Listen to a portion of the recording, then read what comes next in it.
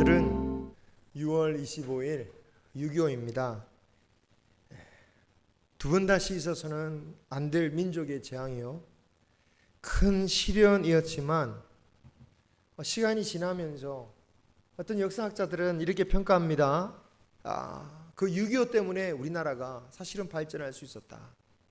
기존에 잔재하고 있던 유교적인 사관이 다 무너졌고, 또 은연중에 여전히 일제시대까지 남아있었던 그 계급사회, 또한 집중되었던 부가 재편되어지면서 아예 새롭게 시작될 토대가 마련되었다라는 평가를 하죠. 하지만 막상 전쟁을 경험한 세대에게는 이런 장점을 말하기에는 너무나도 가혹하고 힘든 경험이었던 것입니다. 하나님의 징계도 이처럼 우리에게 유익하다라는 것을 머리로는 이해하고 있지만 막상 겪게 되면 참으로 고통스럽고 받아들이기가 쉽지 않죠. 그렇기 때문에 우리는 하나님의 징계에 대해서 깊은 이해와 묵상이 필요합니다. 하나님의 징계가 없으면 묵상하지 않아도 돼요. 문제는 하나님의 징계가 우리에게 온다라는 거예요. 그렇기 때문에 하나님의 징계를 그냥 애써 부인하기보다는 이 하나님의 징계에 담긴 하나님의 뜻이 무엇인지 우리는 깊이 묵상해 볼 필요가 있습니다. 5절에 보면 징계를 주시는 이유가 검면하시는 말씀을 잊었기 때문이다라고 말씀하고 있습니다. 여러분, 지난주에 제가 했던 설교 말씀 기억하고 계십니까? 기억이 안 나잖아요, 그죠? 제가 목사니까 그래도 간신히 기억하지. 기억이 안 나시죠? 그죠? 물론 기억이 안 난다고 해서 그 내용을 모르는 건 아닙니다. 그런데 문제는 단순히 무엇을 했는지가 기억하는지를 기억을 못하는 정도가 아니라 주님이 가라고 하는 그 방향까지 다 잊어버리고 살아가는 거죠. 지난주에 저는 주님을 바라보되 피 흘리기까지 무거운 짐과 죄와 싸워서 벗어버려라, 그 짐을 벗어버려야 된다, 주님을 바라보면서 그런 설교를 했습니다. 그런데 그 말씀을 잊어버린 채 무거운 짐과 죄에 얽매여서 정말 살아가고 있는 그 모습을 살아가고 있다라는 거예요. 세상에 너무 집중하다 보니, 그죠? 세상을 너무 사랑하다 보니, 세상에 너무너무 얽매이다 보니 무거운 짐과 얽매인 죄에서 헤어날 길 없는 삶을 주님의 말씀 가운데서도 잊어버리고 그냥 그런 삶을 살아가는 거예요. 그래서 하나님의 징계는 그럴 때 필요하다는 것을 지난주의 말씀에 이어서 오늘 이 말씀을 주고 있는 겁니다.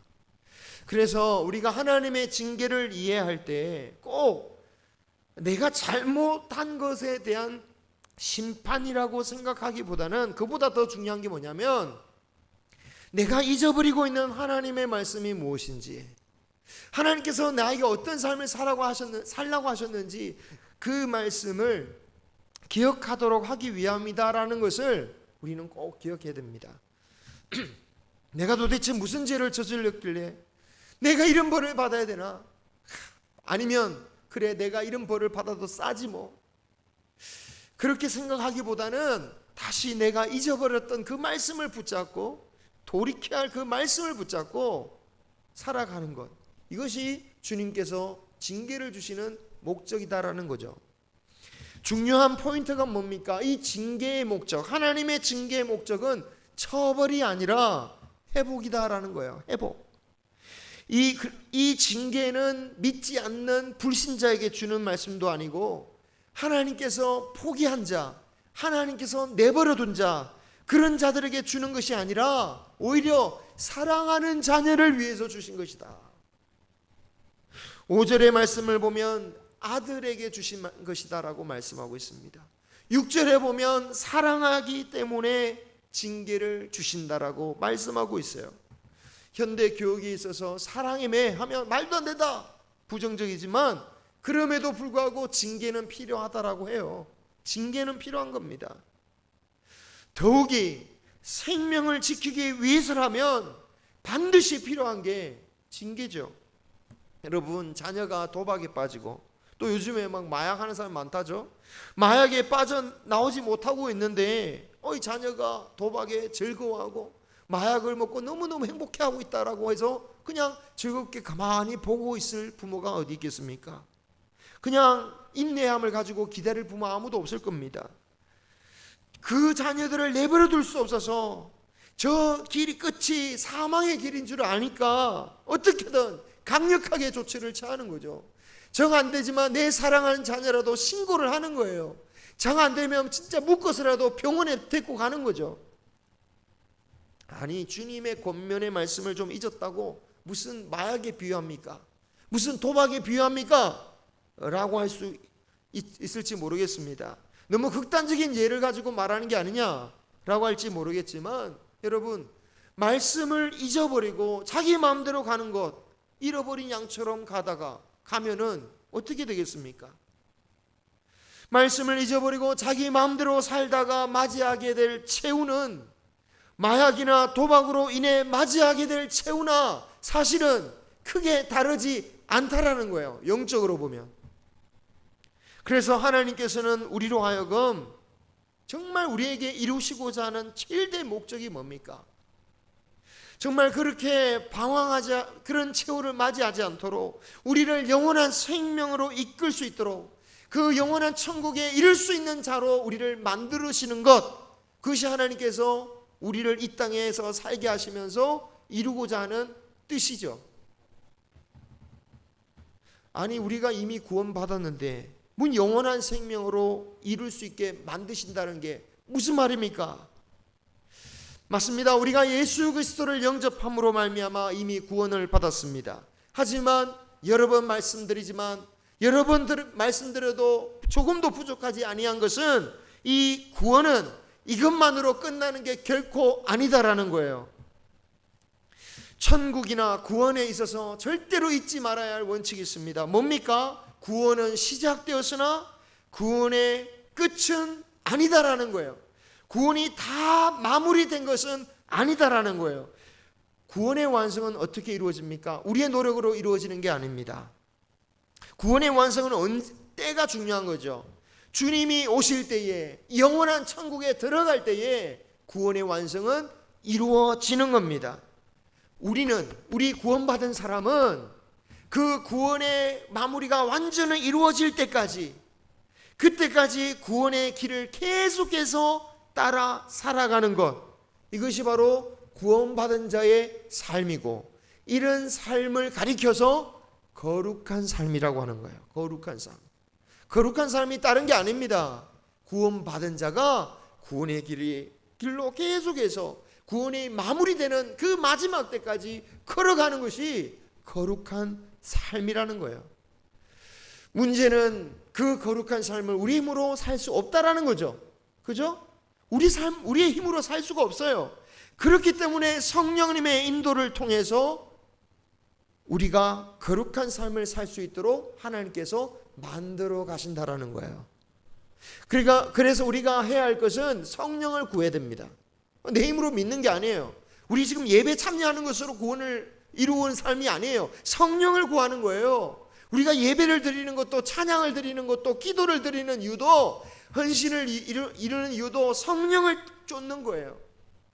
그 성령을 구하고 그 성령님께서 인도하시는 그 길을 따라 살아가는 것입니다. 예수 믿고 구원받은 건 끝났구나, 예수 믿고 천당 가는 문제는 다 해결됐구나, 이렇게 생각하는 것은 정말 오해예요. 사실은 구원파가 주장하는 말과 비슷합니다. 예수 천당 불신지요, 예수님을 처음 영접하는 것은 너무너무 중요한 것이지만 구원의 길로 가는 것도 그에 못지않게 중요하다라는 거예요. 구원받았다라고 하면서 구원의 길로 가지 않는 삶, 주님이 인정하지 않으시겠다고 하셨잖아요. 그런 사람은 천국 문 앞에서 예수님으로부터 부인당하는 거예요. 우리를 사랑하시는 주님은 우리가 그 지경에까지 이르지 않도록 주님은 우리를 인도하셔요. 그래서 때로는 은혜를 주시고요, 때로는 징계를 주시는 것입니다. 6절 5절에 하나님은 받아들이시는 아들마다 뭐 하신다고요? 채찍질 하신대요. 채찍질. 누구에게? 받아들이는 아들. 자녀로 받아들이는 아들마다 채찍질을 하신다고 그래요. 믿지 않는 자에게 징계를 주시는 게 아닙니다. 하나님의 자녀에게 주시는 거예요. 7절에는 징계하지 않는 아들이 있을 수 있다 없다? 성경에 없대요. 이 말씀 한마디 속에 정말 여러 가지 의미가 있습니다. 이 말씀이라면 일단 성도가 되었다, 하나님의 자녀가 되었다, 그러면 한 명의 예외 없이 뭘 받는다고요? 징계를 받는다는 말씀이잖아요. 모든 사람이 징계를 받는다는 말씀이에요. 모든 하나님의 자녀는.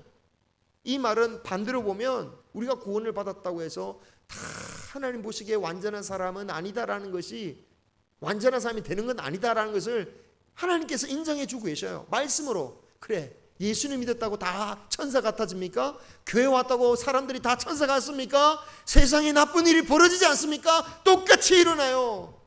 우린 다 그래요. 성경에서 말하고 있어요. 그래서 하나님은 어떻게 인도하신다고요? 사랑하니까, 사랑하는 주의 자녀니까 징계하신다는 거예요. 하나님의 자녀답게. 인간이라면 누구라도 완전하지 않기에 하나님의 자녀로서 징계를 받기 마련인 겁니다. 그러므로 징계를 받았다고 아이고 주님 나는 큰일 났군요, 낙망할 게 아닙니다. 자녀이기에 징계를 받을 수 있음에 우리는 먼저 감사해야 돼요. 누구도 예외 없어요. 누구도 마찬가지라는 거예요. 그러고 보면 우리가 앞서 히브리서 말씀을 통해서 그토록 우리가 존경해야 될 믿음의 선진들 나오잖아요. 우리가 믿음으로 따르라, 이런 증인들을 따르라 라고 했던 믿음의 선진들도 결국은 어떤 사람들이었습니까? 하나님의 징계를 받았던 사람들이에요. 그들도 한때는 말씀을 잊어버려서 방황하고 의심하고 정말 자기 갈 길로 갔지만 하나님께서 징계를 통해서 믿음의 증인, 그 믿음의 후손들이 우러러 볼 수 있는 그런 믿음의 증인으로 하나님께서 세워 가셨다라는 거예요. 그들이 훌륭하기 때문에, 그들이 특출나서 저절로 믿음의 선진들이 된 게 아니라 그런 하나님의 인도함을 받아가면서 믿음의 선진들이 다 되었다. 우리가 정말 두려워해야 할 것은 내가 거룩한 삶을 사는 걸 다 포기하면서 사는데도 뭔가 나를 깨우치게 할 만한 어떤 일도 생기지 않는다? 그걸 정말 두려워해야 됩니다. 하나님을 떠난 가인의 후예들이요, 가만히 성경의 기록을 보면 다 잘 나갔어요. 어떤 이는 도시를 세워요. 또 어떤 이는 가축을 치는 자의 조상이 돼요. 악기를 만들고 다루는 자의 조상이 됩니다. 그리고 구리와 쇠, 청동기와 철제 시대의 선구자들이 돼요. 한마디로 세상을 앞서 나가며 살았다라는 겁니다. 이런 가인의 후예들의 속성을 라멕이라는 자를 통해서 마무리 짓고 있습니다. 그 라멕이라는 사람은 자신에게 해를 가했다고 젊은이를 죽였습니다. 그러니까 어떻게 생각하느냐? 야, 내가 이렇게 나이가 들었는데도 이 젊은이를 내가 이겼어, 나는 아직 살아있어, 막 자랑해요. 그러면서 가인을 해하면 7배라고 7배의 벌을 받는다고 했다지. 하지만 나를 해하면 77배의 벌을 받게 될 거야. 자신의 지약을 자랑하고 자신의 힘을 과시하는데, 성경에는 그런 라멕이 결국에는 어떻게 됐다? 내용이 없어요. 자랑으로 끝나요. 허무하게 자랑하고 끝나요. 무슨 말입니까? 내버려 둔 거예요. 얘들은 이렇게 살았다, 걔들은 그렇게 살았다라는 거예요. 그냥 자신들의 정욕대로 자신의 힘대로 살면서 즐기도록 자만하면서 살도록 그냥 내버려 두신 거예요. 이런 삶을 두려워해야 된다는 거죠. 8절을 보시면 징계는 성도라면 다 받는 것인데 만약 너희에게 그 징계가 없으면 너희는 뭐다? 사생하여 참 자녀가 아니다. 그래서 주님의 자녀라면 징계를 받을 수밖에 없다라는 이 말씀이요. 오늘 설교 말씀 딱 보자마자 이야, 오늘 은혜 받으러 왔는데 하나님의 징계가 웬 말이냐, 은혜 받지 못할 것 같지만, 그러나 이 말씀이 우리에게는 오히려 위로와 격려의 말씀이 돼요. 왜? 여러분, 우리가 삶을 통해서 징계처럼 느껴지는 게 있잖아요.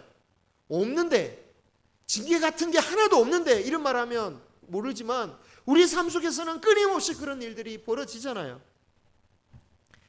징계를 통해서라도 나를 이끌어 주시는구나, 나를 자라게 하시는구나. 여러분, 헬스장에 가면 정말 몸을 멋지게 만들려면 비싼 돈을 주고서라도 개인 훈련을 받아야 됩니다. 혼자서 하는 사람 거의 대부분이 몇 년을 해도 변화가 없어요. 저를 보세요. 변화가 없잖아요. 네? 별로 변화가 없어요. 혼자서 하니까 변화가 없어요. 그런데 그 개인 훈련이란 것이 정말 괴로운 거예요. 적당히 운동하도록 내버려 두질 않아요. 우리는 막 운동하다가 힘들면 쉬어야지 하는데 옆에서 뭐 합니까? 쉬면 안 돼, 쉬면 안 돼. 도저히 못하겠어. 안 돼, 안 돼. 잡아가지고 그냥 억지로 몸을 붙들면서 끝까지 하게 만들어요. 쉬지도 못하게 하고 먹는 것조차 관리해요. 몸무게 막 재보라하고 막 확인해요. 그래서 비싼 돈 주고 나서 도망치는 사람도 허다해요. 왜? 괴로우니까. 하지만 정말 자신의 몸을 발전시키고 싶은 사람은 그 고통을 달게 받아요. 심지어 누구의 도움이 필요하지도 않을 만한 헤라클레스 같은 그 몸짱들도요, 그냥 혼자 운동하지 않아요. 자신을 더 괴롭혀 줄 수 있는, 내 힘으로는 도저히 땡길 수 없는 것을 더 도와줘서 더 괴롭힐 만한 사람을 옆에 두고 해요. 그래야 내가 나아지니까. 징계는 괴로운 것이지만 그 징계를 주시는 하나님의 뜻을 알면 우리가 받아들일 수 있는 마음이 있어야 됩니다. 중요한 것은 이 징계를 어떻게 우리가 믿음으로 받아들일 것이냐, 그 믿음의 자세가 정말 중요합니다. 먼저 하나님은 징계를 주시기 전에 말씀으로 가르쳐 주시잖아요. 그죠? 그런데 징계에 관련된 말씀은 즐거운 말씀이 별로 없어요. 별로 즐겁지가 않아요. 그 꺼리끼게 만들어요. 근데 그 꺼리끼게 만드는 말씀을 일단 받아야 됩니다. 여러분, 경고의 말씀을 듣고 기분 좋을 사람이 어디 있겠습니까? 우리가 오해하는 것 중에 하나는 하나님의 말씀이라면 무조건 내 기분을 행복하게 해줄 거야, 내 기분을 즐겁게 해줄 거야. 그렇지 않습니다. 경고의 말씀을 주실 때조차도 내 마음을 기분 좋게 해주실 거라고 생각하는 것은 전혀 근거가 없어요. 오죽하면 경고의 말씀을 전했던 선지자들이 어떤 꼴을 당했는지 성경을 보면 아시지 않습니까? 우리가 만약에 하나님의 말씀을 들으면서 화가 난다, 아니 하나님의 말씀 보면서 내가 끓이끼는 말씀이 있다, 그런데 정말 신앙의 양심으로 이 말씀이 하나님의 말씀이라고 한다면 무엇을 봐야 됩니까? 화를 내고 있는 내 자신이 어떤 지경인가를 내 자신을 돌아볼 줄 알아야 돼요. 이게 정말 쉽지 않아요. 정말 쉽지 않습니다. 예전에도 말씀드렸죠. 어떤 노예에서 노회장 목사님이 설교를 하셨습니다. 근데 그 노예 후에 아주 민감한 문제가 있었어요. 그런데 그 민감한 문제에 관해서 우리가 하나님을 믿는 사람으로서 우리가 어떻게 해야 되겠습니까? 라는 것을 용기 있게 정말 부드럽게, 제가 볼 때는 하나님의 정말 말씀으로 전해주셨어요. 참 그냥 뜬구름 같은 좋다 그냥 행사에 그냥 거칠애로 하는 그런 설교가 아니고 정말 현안에 부딪히는 이 문제에 대해서 우리가 하나님의 백성으로서, 목회자로서, 믿음 있는 자로서 우리가 해야 되겠습니까? 이런 말씀을 정말 사실 신경 쓰이는 말씀을 하셨어요. 왜냐하면 그 문제의 당사자가 원로, 정경, 노회장이셨거든요. 최고 대장이었어요. 그 노예 최고 대장. 그분 한마디면 다 이렇게 가만히 있는 그런 데 대해서 말했단 말이죠. 그랬더니 어떻게 하셨을까요? 설교 끝나니까 노회장 목사님 오셔가지고 왜 설교를 그런 식으로 하냐고 막 개인적으로 야단을 치고 계시더라고. 여러분, 의도성 없는 말씀이란 게 존재하면 어떻게 되겠습니까? 의도성 없는 설교라는 것은 사실 아무 의미가 없을 수도 있어요. 그죠? 죄를 보고 죄가 있는데 딴 얘기를 하면 그게 어떻게 하나님의 말씀이 되겠습니까?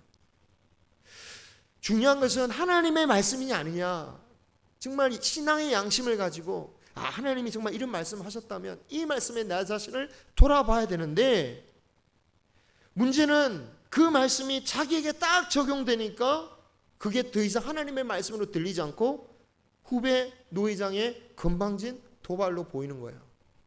야, 목사님도 그럴 수 있구나. 위로받으라는 게 아닙니다. 목사님이니까 괜찮은 게 아니에요. 만약 그 목사님이 말씀을 깨닫지 못하고 고집하면요, 사실은 그 목사님도 다를 바 없어요. 무서운 징계가 임할 수도 있는 거예요. 저는 예전에 또 다른 노예에서 그런 걸 봤어요. 실제로 그렇게 무서운 일을 당하는 걸 봤어요. 우리는 누구나 하나님 말씀 때문에 마음이 상할 수도 있다는 것을 우리는 생각해야 됩니다. 왜 마음이 우리 상할 수 있죠? 우리가 완전하지 않기 때문에 그렇죠. 어둠이 빛을 비추면 죄가 어둠이 좋아합니까? 좋아하지 않잖아요. 싫어하잖아요.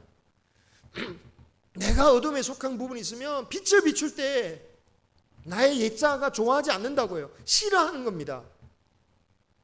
그래서 우리는 그 자신을, 내 자신을 바라보면서 정말 옛자인지 하나님을 따르는 자인지 자신을 돌아봐야 돼요. 하나님 말씀 때문에 기분이 상하는 일이 생겨서는 안 되는 것이 아닙니다. 반대로 그런 일이 끊임없이 우리에게 나타나야 돼요. 우리에게 도전해야 돼요. 말씀이 우리를 막 공격하는 겁니다. 어둠을. 말씀 때문에 우리가 괴로움하고 자신을 돌아보고 회개하며 나아가도록 만드는 것이 생명의 말씀인 거예요. 요한계시록의 말씀 보면 사도 요한이 말씀이 기록된 두루마리, 책이죠.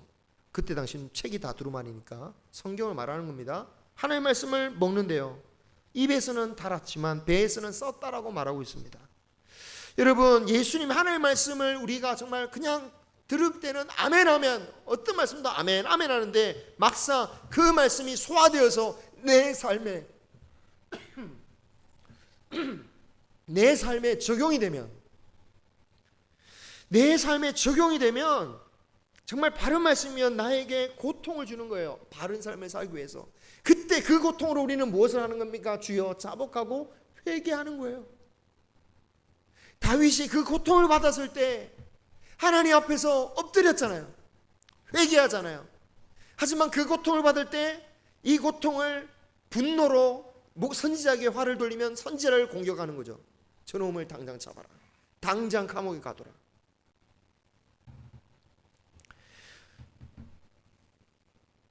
말씀으로 깨닫지 못하면 결국은 징계라도 하나님은 우리를 가르치십니다. 하나님이 사랑하시기 때문에. 그죠? 자, 그런데 오늘 5절의 말씀 보면 그 징계하심이 올 때 경히 여기지 말라. 가볍게 여기지 말라. 우리 삶에서 주님의 징계라고 느껴질 때 애써 부인하지 말고 나 자신을 조심스럽게 살펴보아야 될 것입니다. 물론 내가 어려움을 겪었다고, 내가 닥치는 환난을 당했다고 다 징계냐 그런 것은 아니죠. 다만 그것이 징계인지 아닌지, 그냥 단순한 하나님의 훈련인지 아니면 마귀의 시험인지, 그것은 누구보다 자신이 알 수 있어요. 왜? 앞서 말했듯이 하나님께서 징계를 내리시기 전에는 분명히 말씀으로 경계하시기 때문에 그렇습니다. 그런데 문제는 징계를 받음에도 끝까지 고집하는 이들도 있어요. 이건 회개할 문제가 아니라고, 그냥 넘어가야 할 단순한 고비에 불과하다고. 혹시 회개할 문제가 아니라 단순한 역경과 고비에 불과한다라면, 정말 그렇게 생각할지라도, 정말 나에게 어려움이 온다면, 내가 정말 죄가 생각 안 나더라도 믿는 자는 다시 한번 돌아볼 필요가 있는 거죠. 그죠? 이것을 통해서 내가, 하나님께서 말씀하시는 게 무엇입니까? 꼭 죄의 문제가 아니더라도 자신을 돌아볼 줄 알아야 됩니다. 만약 징계에도 돌아보지 않고 회개하지 않으면 어떻게 될까요? 완전히 망하는 걸까요? 그런 경우도 있겠지만 대부분의 경우는 제가 볼 때 그냥 넘어가더라고요.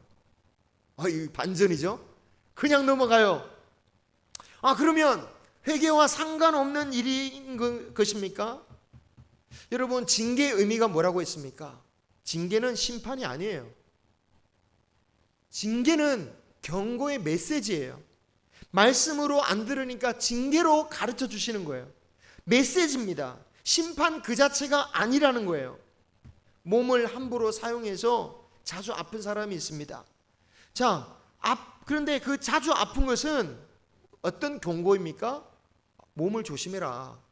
좀 조심해라. 또 영양을 충분히 공급해라. 좀 쉬어라. 그런 경고예요. 사인이에요. 메시지입니다. 그런데 아프다고 해서 당장 큰 병으로 이어집니까? 그렇지 않죠. 아팠지만 다시 나을 수도 있습니다. 그런데 그 경고를 무시하고 계속해서 무리한다. 그러면 결국엔 나중에 큰 병이나 심각하게는 사망으로 이어지기도 하죠. 말 그대로 징계는 경고입니다. 다시 회복될 수 있습니다.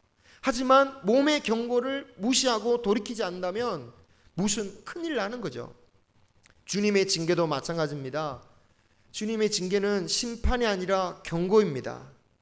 그 징계로 모든 것이 끝장나는 게 아닙니다. 그냥 넘어갈 수 있습니다. 하지만 그 경고의 메시지를 계속해서 무시할 때에 마지막 심판이 임하는 거죠. 요한계시록이 바로 그런 모습을 말씀하셨습니다. 심판의 진행이 총 3개의 시리즈에서 각각 총 7단계, 그러면 계산해 보면 3번에 7개니까 21단계가 나오는데, 그렇다고 이런 단계별로 딱 떨어지는 과정은 있는 건 아니지만, 그럼에도 불구하고 요한계시록에서 말씀하는 게 뭡니까? 심판은 단번에 이루어지는 게 아니에요. 한 번씩 일어나고 심판을 계속해서 경고하는 거예요. 그런데 그 과정 가운데 끝까지 회개하지 않는 자들이 있다라는 겁니다. 왜 그들은 끝까지 회개하지 않는 것인가? 고비를 넘겼거든요. 심판의 메시지를 계속해서 넘겼거든요. 그것이 하나님의 인내인 줄 모릅니다. 하나님의 사랑인 줄 모릅니다. 그들의 끝은 마지막 최종 심판에 이른다라는 겁니다. 말씀을 맺습니다. 하나님의 징계라고 느껴질 때 참 오늘 말씀을 생각하면서 회개하되 결코 낙심하지는 마시기 바랍니다. 저도 마찬가지고 우리 모두가 다 실수하고 징계를 받을 수 있습니다. 그 징계는 우리를 살리시는 하나님의 의지이며 하나님의 사랑입니다. 어떤 이들은 하나님은 사람을 괴롭히냐? 그렇지 않습니다. 왜냐하면 진짜 심판은 주님이 대신 지셨잖아요. 우리는 진짜 져야 할 심판은 예수님께서 대신 지셨습니다. 우리가 받는 징계, 우리가 받는 고통이 있을 때 그리스도의 십자가를 생각하시기 바랍니다. 주님이 우리를 위해서 받으신 고통과 수치와 외로움과 억울함은 우리의 고통과 비교할 수 없는 것입니다. 그렇기 때문에 우리가 고통을 받을지라도 주님의 십자가를 생각할 때 주님의 사랑을 확신할 수 있는 것입니다.